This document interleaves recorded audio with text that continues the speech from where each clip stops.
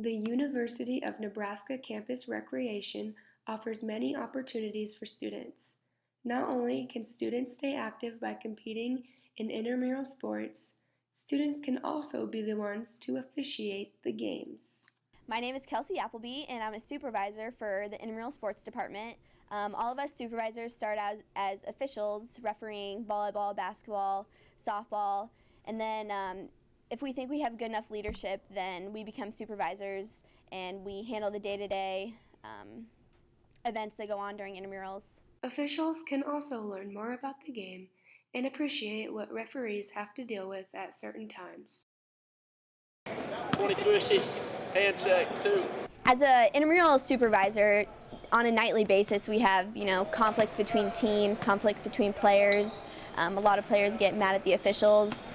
We have officials who are just starting out refereeing, and it's definitely a learning curve officiating. It looks easy when you're sitting on the sideline or in the stands, thinking you can make the call, but it's a lot harder when you're the person actually doing it, as I think many of our officials would agree.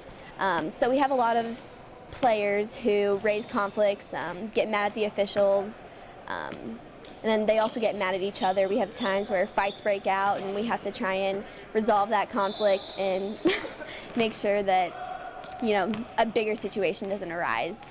We've had situations where we've had to call the cops, or we also are kind of a first aid role. All of us are certified in CPR and first aid, so when an emergency happens and someone who's playing gets injured, we know the right measures to take to ensure that that person gets the proper treatment that they want, whether that be, calling in a trainer here in the rec center or calling an ambulance if it's that serious. If you can take getting yelled at, people get pretty angry. If you can take, older people telling you what's what, and you just gotta maintain a nice communication with everybody and everything like that. So, when I was a senior in high school, I did a lot of junior high and freshman basketball games, and that was pretty good. Little kids think they know what's what, and they usually don't. So, it's a good chance to teach them the rules and have that happen, which is good, which makes for better basketball later on in life. Grow a thick skin. You definitely need a thick skin in order to be able to do it, especially here for intramurals. A lot of people like to complain, a lot to tell you that you're wrong, and you got to be able to say, no, I know what I'm doing. You can just shut up and play basketball.